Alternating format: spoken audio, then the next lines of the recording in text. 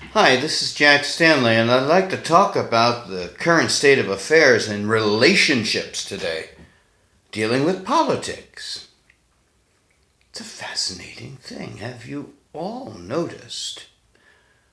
We have a demarcation now in life that we all have become more or less political animals, be us conservative or be us liberal or be us progressive or be us ultra conservative. Isn't too much of the middle of the road anymore. You don't really see that too much. And in the age of Trump, in the age of President Trump, it is fascinating to see business relationships, marriages, courtships,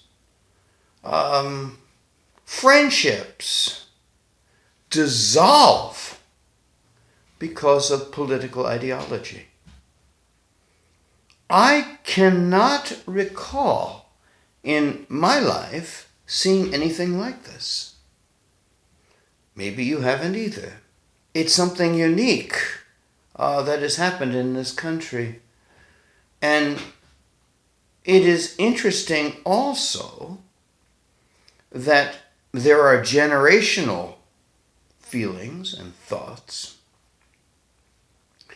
and that our universities are a breeding ground of socialism. And of course, right now, socialism looks pretty good to a lot of people. And we are having a clash of cultures and times. You have people of all different ages. You have people of all different backgrounds and all different ideologies. And each of them, through the window of the internet, is expressing themselves. And it's getting ugly.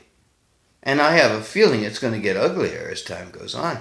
Just wait till we come to the 2018 elections, just a few months from now.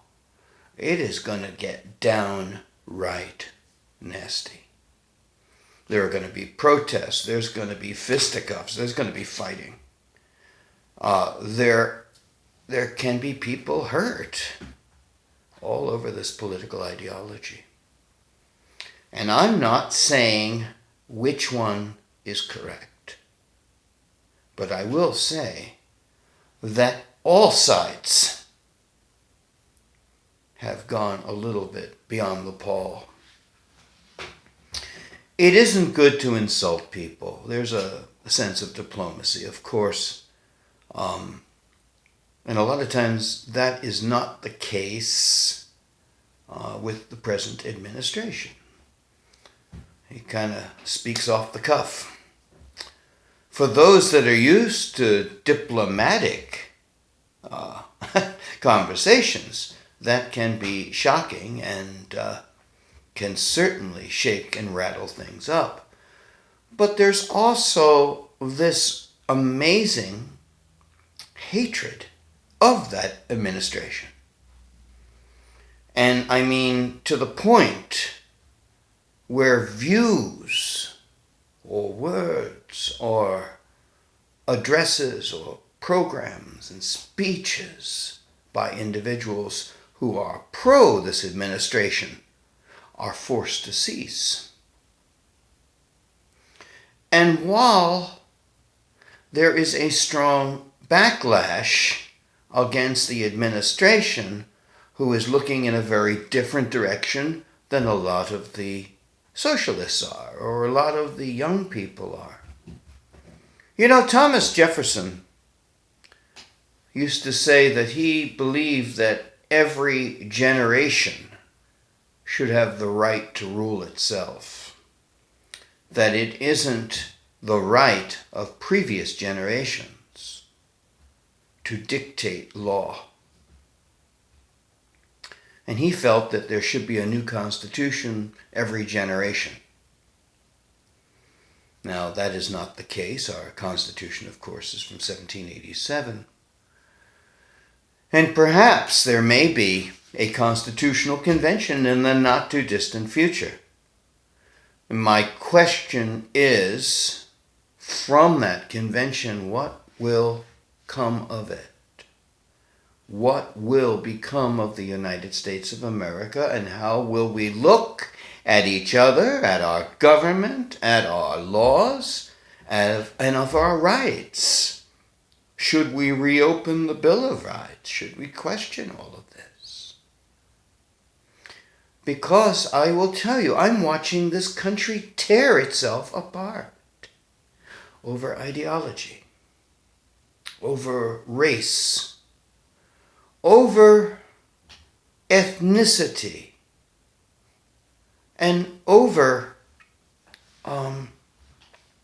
basically victimhood. We have an awful lot of victims now. And many of the victims are trying to out-victim each other. And many of the people on the other side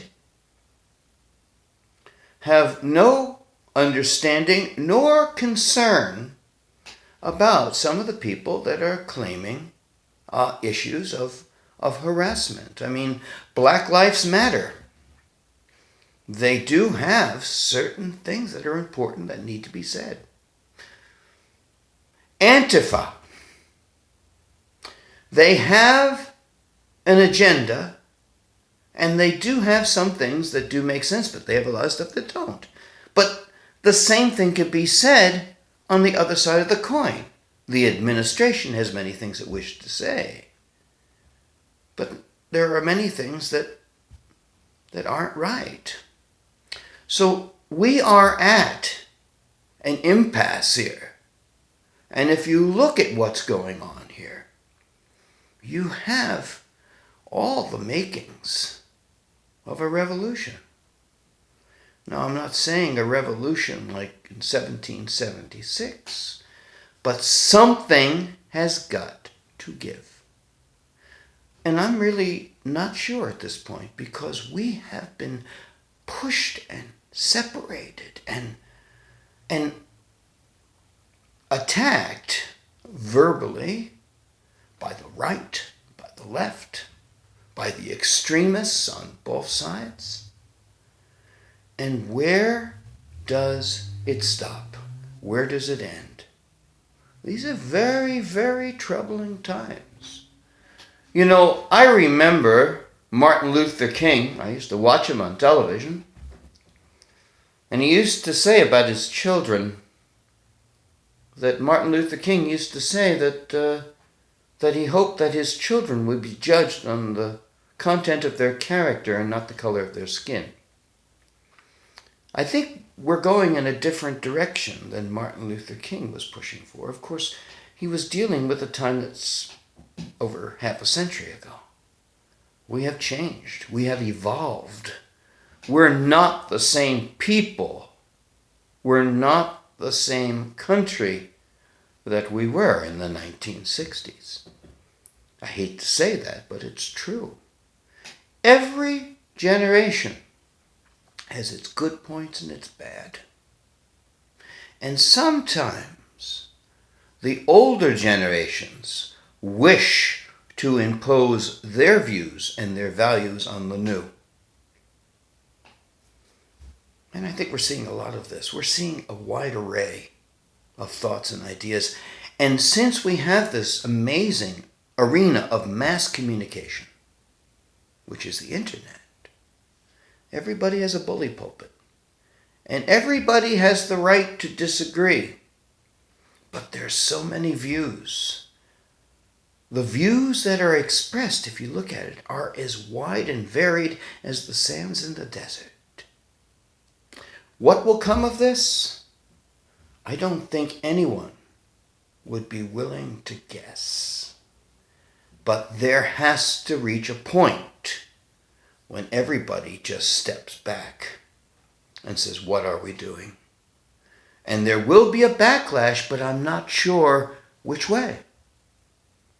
It's going to be very interesting times coming up. And I think for those that are interested in social history and the history of government, that this is an amazing moment of discovery, of disaster perhaps, or invention. Only time can truly tell us what will happen. Till then, put on your seatbelts. It's going to be an interesting ride.